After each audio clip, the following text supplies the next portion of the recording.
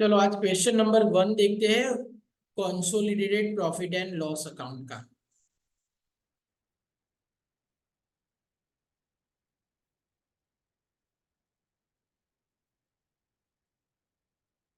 The following are the summarized profit and loss account of H Limited and S Limited for the year ended 31st March 2019. See the additional information. Share capital of S Limited consists of 80,000 equity share of 10 each and 2,000 5% preference share of 100 each. H Limited acquired 80% equity shares of S Limited on 1st October. Selling expense of S include 19,000 paid to H as a commission. तब जो पहला सम है उसमें अंदर step 1 क्या था? Prior each to post. Prior period कब से शुरू होगा? ओपनिंग डेट से। तो हमारा ओपनिंग डेट है 1/4/2018 और शेयर्स कब एक्वायर किए? 1/10/2018। तो कितना टाइम हुआ? April to October, 1 October 6 month. And post period date of acquisition 1/10/2018 से लेके ईयर एंड 31st मार्च 2019 कितना टाइम हुआ? 6 मंथ। तो प्रायर इज टू पोस्ट का रेशियो क्या आ गया? 1:1। ये हमने कल किया था। Step 2 proportion of holding and minority.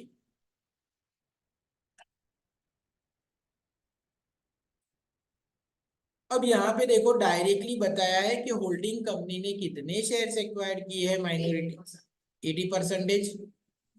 तो होल्डिंग का प्रपोर्शन है 80%। तो माइनॉरिटी का कितना होगा?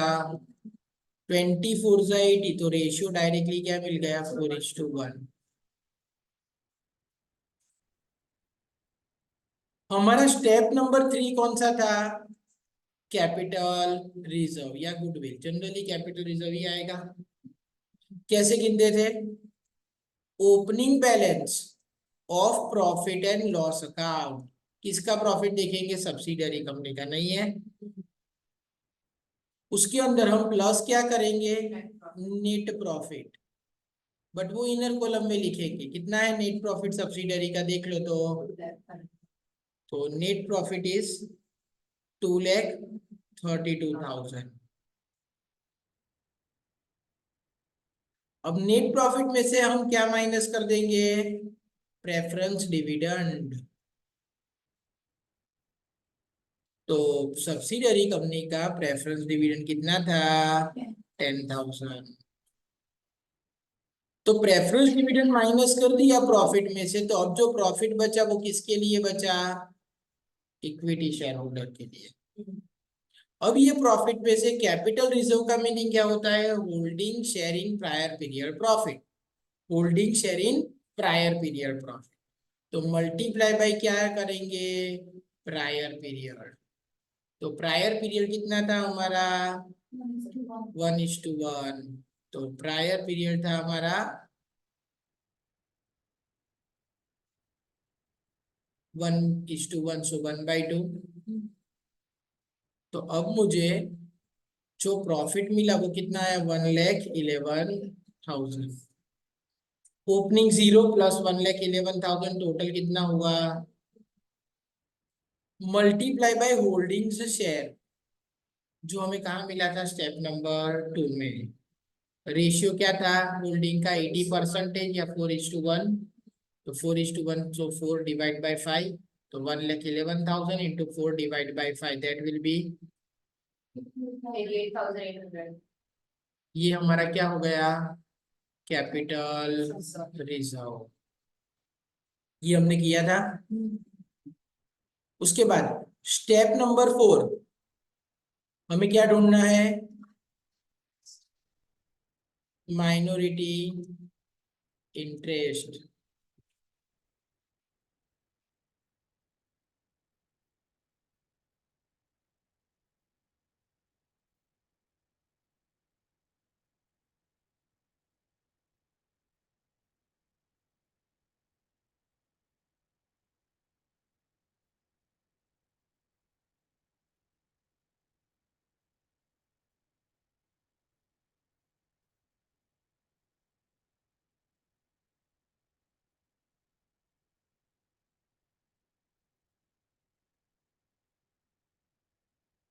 माइनॉरिटी इंटरेस्ट का मीनिंग क्या होगा?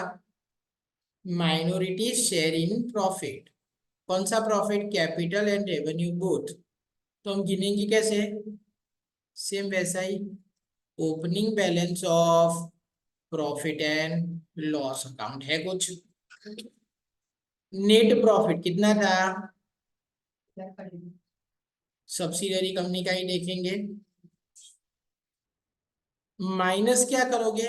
एक प्रेफरेंस डिविडेंड और दूसरा इक्विटी डिविडेंड।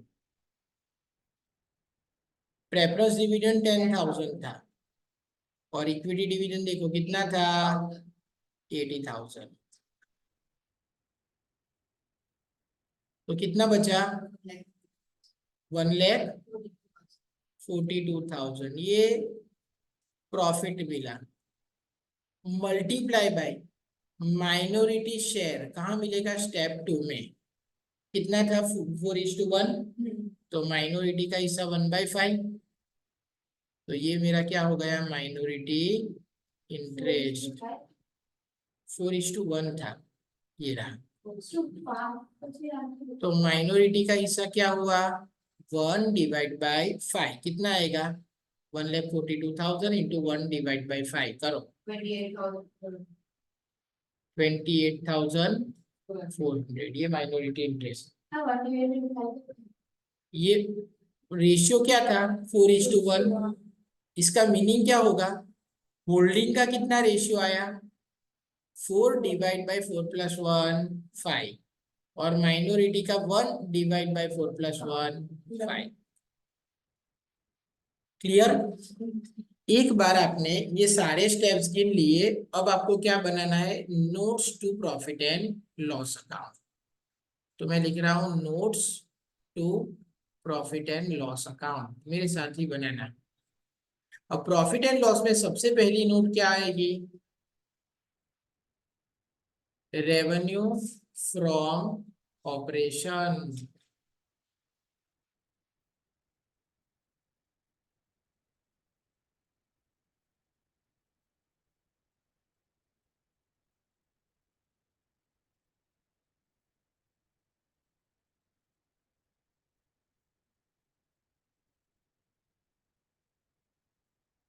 जनरली इसमें बिजनेस की मेन इनकम मीन सेल्स की इनकम लिखते हैं। अब क्वेश्चन में देखो, हमें तो यहाँ पे डायरेक्टली क्या दिया हुआ है? Gross profit. तो रेवेन्यू फ्रॉम ऑपरेशन में डायरेक्ट ग्रोस प्रॉफिट ही आ जाएगा। होल्डिंग का 6 लाख और सब्सिडरी का 7 लाख। तो यहाँ पे मैं लिखता हूँ ग्रोस प्रॉफिट।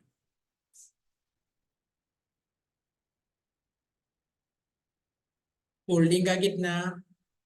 6 लाख। सब्सिडरी का total 13,50,000।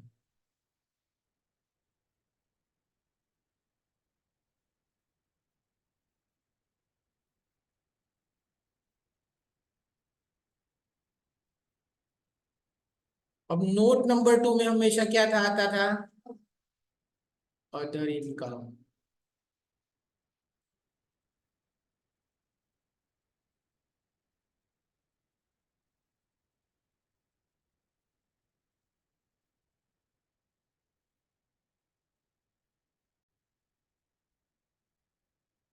So other income, question में देखो अदर इनकम कौन सी है? होल्डिंग की है। Now see the information. Selling expense of S included 19,000 paid to H S commission. तो एच को जो कमीशन मिला है वो किसने दिया है? एस ने दिया है। अब दोनों कंपनियां क्या हो गई? उसका ओनर का एक ही हो गया, बराबर। दो होल्डिंग कंपनी की सब्सिडरी कंपनी हो गई। तो इसका मीनिंग ये हुआ ना कि एक की इनकम और दूसरे का खर्चा, ऐसा ही हुआ ना।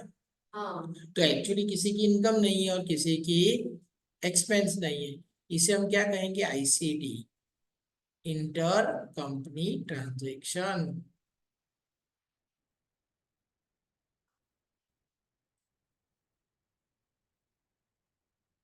तो जब consolidated profit and loss account बनाते हो ना, तो inter company transaction minus from income and minus from expense, because ये किसी की इनकम भी नहीं है और किसी का एक्सपेंस भी नहीं है। तो यहाँ पे कमीशन किसका था? एच का। तो हम लिखेंगे कैसे? अदर इनकम के अंदर कमीशन एच का कितना था? एच का तो कोई था ही नहीं। Total 19,000 minus inter company transaction कितना हुआ? बाहर कितना आया? 0।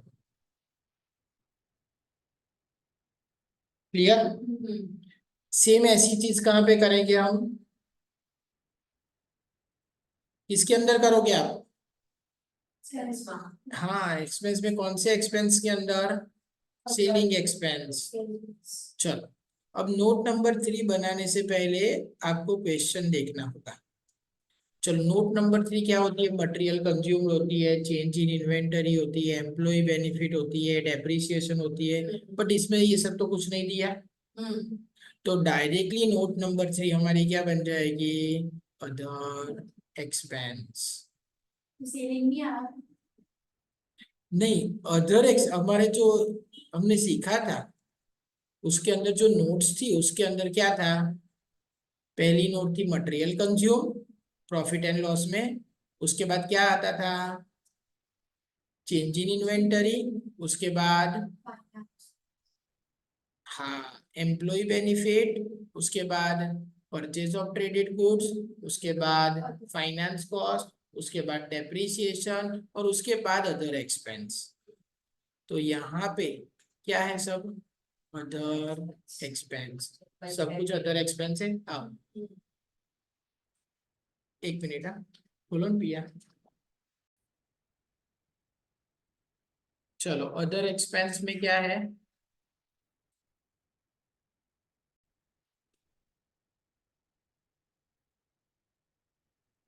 सो अदर एक्सपेंस में first is admin expense.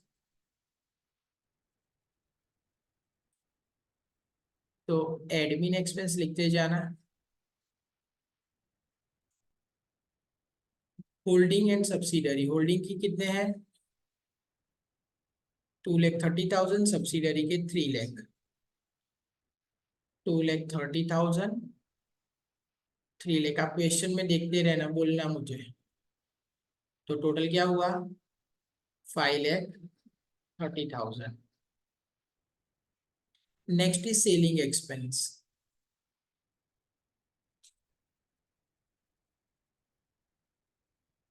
Holding के 90,000, सब्सिडरी के 1,28,000।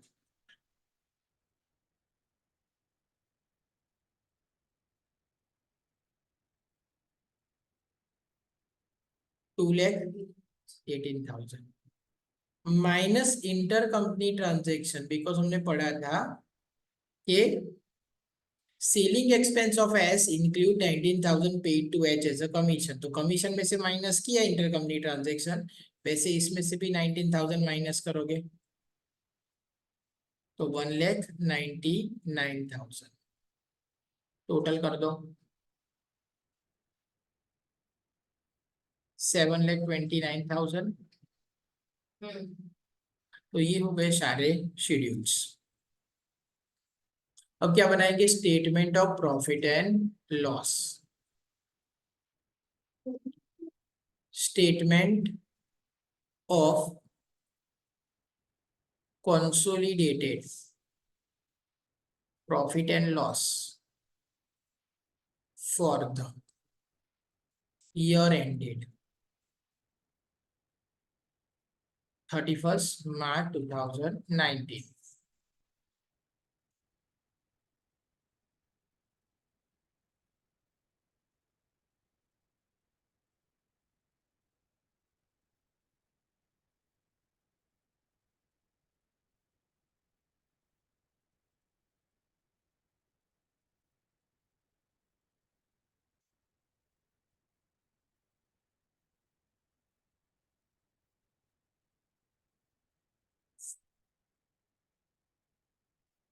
पर्टिकुलर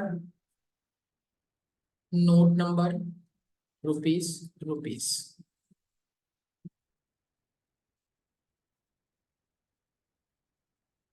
सबसे पहला पार्ट क्या होगा? इनकम।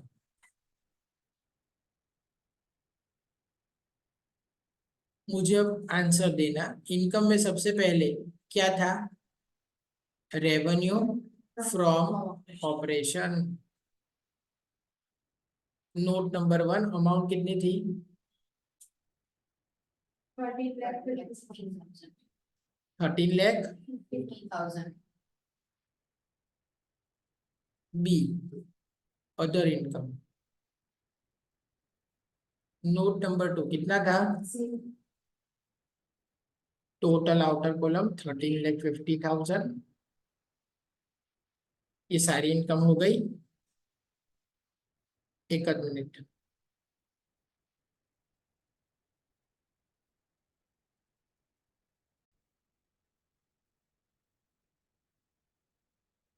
चलो टोटल ही मिल गया। अब बारी आई सेकेंड पार्ट की। सेकेंड पार्ट में क्या आएगा? एक्सपेंस। हमारे पास क्या है सिर्फ उसमें? Other expense. नोट नंबर 3 कितना है? 7,29,000. पर देखो 7,29,000। आउटर में भी उतना ही, क्योंकि बाकी कोई खर्चा नहीं है। तो 7,29,000 इज माई टोटल बी।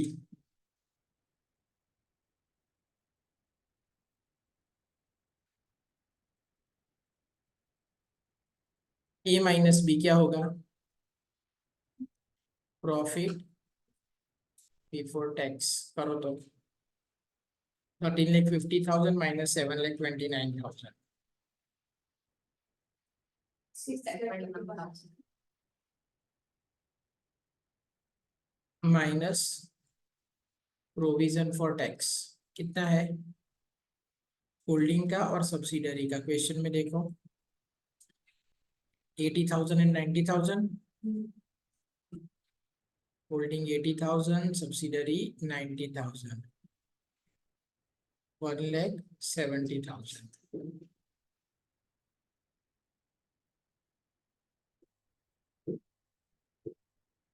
चलो माइनस करो तो। कितना? 4,51,000। ये मुझे क्या मिल गया? Net profit.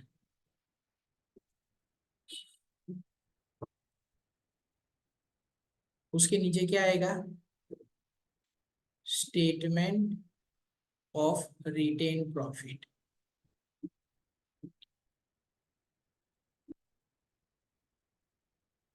कंटिन्यू में भी लिख सकते हैं, जिसमें सबसे पहले हम क्या लिखेंगे? Opening balance of profit and loss account. नहीं है। प्लस क्या करेंगे? Net profit 4,51,000। Total 4,51,000, that is our total C.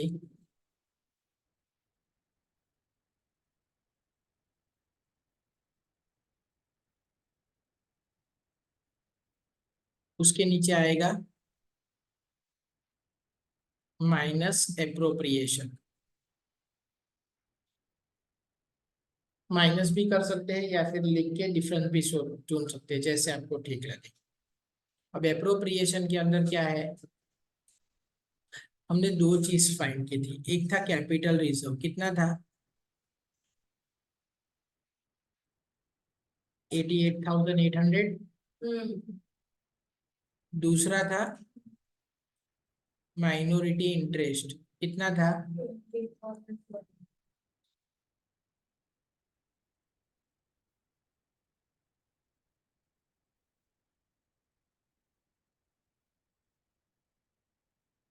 Clear? अब उसके बाद हमारे पास और एक चीज थी, प्रेफरेंस डिविडेंड। होल्डिंग का कितना और सब्सिडरी का कितना, क्वेश्चन में देखो। होल्डिंग का नहीं है, सब्सिडरी का 10,000।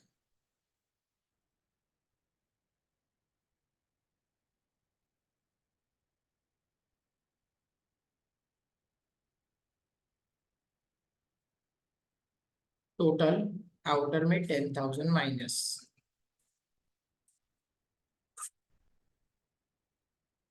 प्रेफरेंस डिविडेंड के बाद क्या है? Propose equity dividend 1,80,000।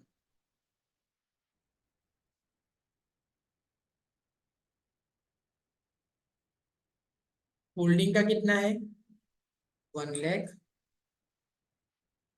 But subsidiary का जो 80,000 है ना, वो सब हमें नहीं चुकाना। क्यों? ध्यान से सुनना।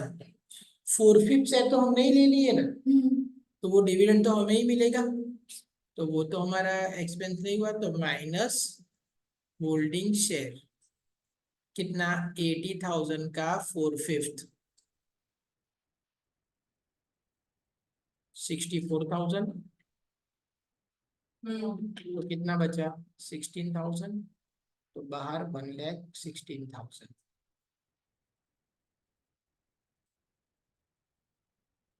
अब जो बचा वो बैलेंस कैरी फॉरवर्ड,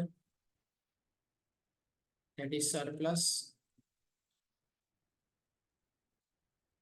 4,51,000 में से ये बाकी सब माइनस करो।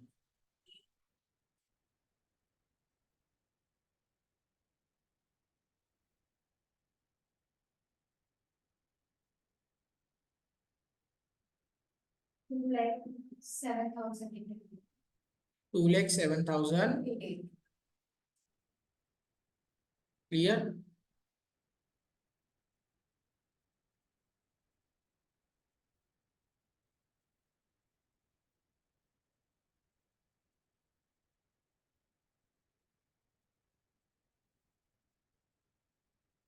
ये सब आ गया?